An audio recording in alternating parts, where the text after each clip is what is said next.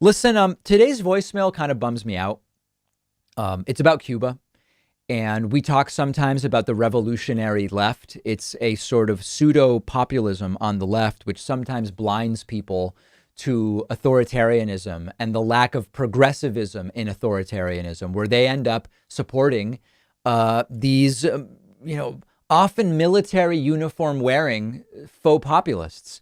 And I've been talking this week about how the U.S. has some blame for the situation in Cuba, thanks to the hypocritical and counterproductive U.S. embargo of Cuba. I want the embargo to be dropped.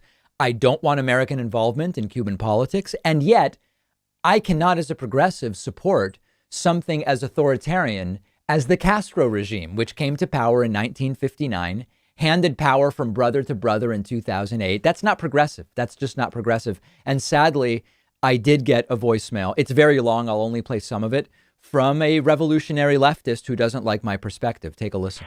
David, I'm really disappointed in you, the way you're framing Cuba politically. You are purposefully leaving out the full context.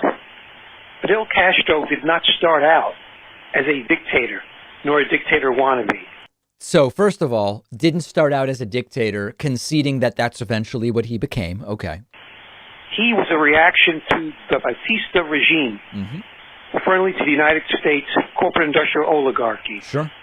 The people in Cuba uprose because they were sick and tired of being paid lousy wages. Sure. They didn't want to be serfs for the American industrial machine.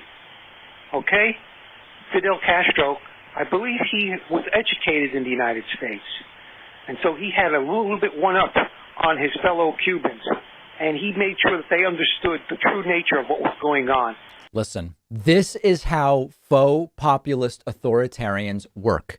The fact that Castro came to power in a context where there was genuine, real in the streets dissatisfaction with Cuban leadership doesn't change the fact that this is how faux populism works. It's the populist rhetoric, and next thing you know, the same guys in power for 49 years with a police state with complete and total control over every aspect of the people and of the economy. The fact that Castro replaced something bad and that those who were protesting in the 50s in Cuba did so genuinely and for good reasons doesn't mean that we praise Fidel Castro, in power since 1959 until 2008, at which point he hands power to his brother. It's not progressive. I can't support it. And this is, it's a very similar playbook to Venezuela, because in the 50s there were reasons to protest doesn't mean we now don't criticize what is an authoritarian regime.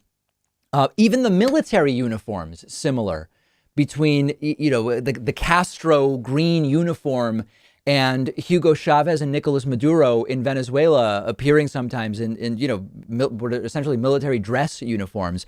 And it's sort of disturbing to me that supposed progressives not only fall for the faux populist rhetoric, but they even fall for even the military uniform stuff doesn't raise alarms to you. The suspicion that these folks have of the military uniform when it's the US or the UK military seems to go out the window when you see the same sort of stuff being done in Cuba and in Venezuela. I will never get it. And again, at this point, I've done this so many times. When I do these political compass type tests, I am not an authoritarian leftist. I'm a small L libertarian leftist.